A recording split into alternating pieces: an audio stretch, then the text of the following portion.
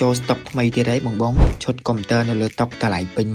$170យើងបញ្ចុះនៅសល់ត្រឹមតែ119ទេដោយមានសំណូមពរពីអតិថិជនច្រើនតែគាត់សំណូមពរឲ្យយើងយកស្តុកថ្មីចូលអញ្ចឹងណាតែសារស្តុកមុន200គ្រឿងយើងបានបញ្ចេញអស់ហើយអញ្ចឹងឥឡូវនេះស្តុកថ្មីបានចូលទៀតហើយស្តុកថ្មីនេះគឺមកពីអាមេរិកដែលជាប្រភេទអវ៉ាន់ក្រុមហ៊ុនផ្ទាល់ហើយមួយឈុតនេះដែរគឺយើងមានដូចជា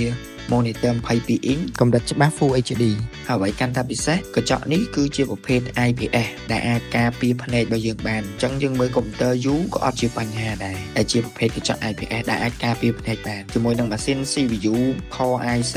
RAM 4G និង SSD 128GB ហើយសម្រាប់ model នេះដែរមានឈ្មោះថា Dell Optiplex 3010ហើយយើងមាន mouse យើងមាន keyboard និយាយរួមទៅមួយ set បងប្អូនយកទៅប្រើប្រាស់មកយើងអាចកាត់តរូបភាពនៅលើ Photoshop កាត់តវីដេអូលើ CapCut ការងារសូត្រការងាររដ្ឋបាល Word Excel PowerPoint អីដើរមកអែមតែម្ដងហើយយើងក៏អាចលេងហ្គេមសម្រាប់កម្សាន្តអារម្មណ៍អីបានដែរអញ្ចឹងឈុតនេះពិសេសមែនតើតម្លៃ170បញ្ចុះនៅសល់ត្រឹមតែ119ទេអញ្ចឹងបងប្អូនមានតម្រូវការកុំភ្លេចឆាតមកពេកឥឡូវនេះហើយសម្រាប់ទីតាំងរបស់គាត់នេះដែរគឺនៅខាងច្បារអំពៅហើយគាត់ក៏មានសេវាកម្មផ្ញើទៅតាមបណ្ដាខេត្តផងដែរសម្រាប់ព័ត៌មានលម្អិតបងប្អូនអាចទំនាក់ទំនងមកកាន់លេខ098 868 567និងលេខមួយខ្សែទៀត067 868 567ចង់បានកុំព្យូទ័រឬក៏ laptop ដែលមានគុណភាពខ្ពស់តម្លៃសមរម្យកុំភ្លេច Ethic Computer